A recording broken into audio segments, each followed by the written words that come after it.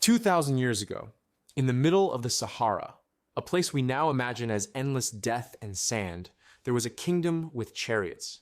Not camels, chariots. They were called the Garamantes.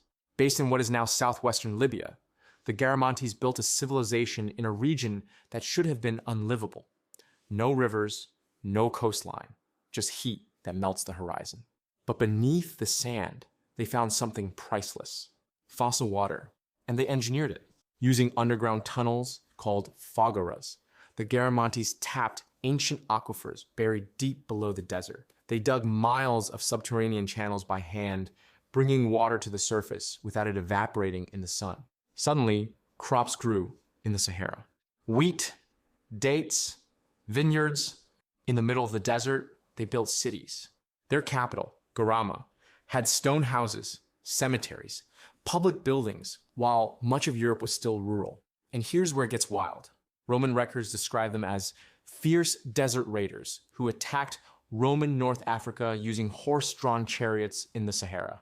Imagine Roman soldiers staring south into what they thought was empty wasteland and seeing war chariots emerging from the dunes. The Romans tried to crush them. They sent expeditions deep into the desert. They never fully succeeded, because the Garamantes understood something Rome didn't. The desert wasn't empty. It was a fortress. They controlled trans-Saharan trade routes centuries before the famous camel caravans. Gold, salt, enslaved people, ivory, all moved through their territory. They weren't isolated. They were connected. And then, slowly, the water began to fail. Fossil aquifers don't refill. Over centuries, the underground reserves declined. The irrigation tunnels dried. Agriculture shrank. Trade shifted. The cities thinned out. By the early Middle Ages, the Garamantes faded into obscurity. No dramatic final battle. No legendary last stand. Just silence.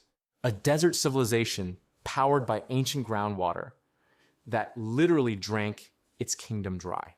Today, satellite imagery reveals the scars of their underground tunnels still etched beneath the sand. Proof that the Sahara was not always an empty void. It once held cities and chariots and a kingdom most people have never heard of, buried beneath the dunes.